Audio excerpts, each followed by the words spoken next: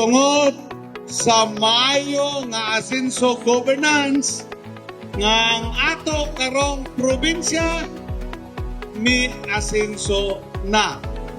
Atong pasalamatan ang atong presidente sa Pilipinas nga ana naglantaw sa atong sitwasyon, nagbuhat o programa na makahatag pagtagad para sa pagpalambo sa pamuyong Pilipinhon.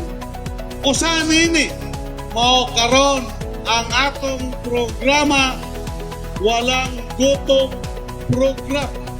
Buot pasabot ang atong national government under the leadership ni Presidente Bongbong Marcos naglantaw, nagkutob sa mahimo walay Pilipino na magudman.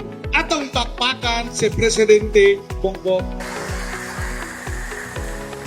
O kini maong programa gina-implementar kini sa Department of Social Welfare and Development nga kanunay abay sa inyong provincial government paglantaw sa maong social development sa ato mga katawhan.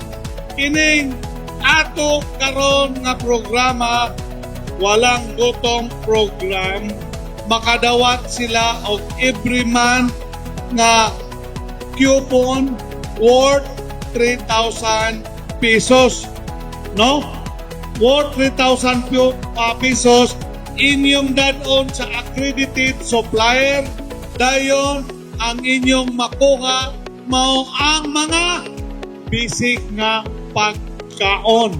Bugas, sample kana kanang atong ihatag karon, no? So worth 3,000 sulod sa tulong nga tuig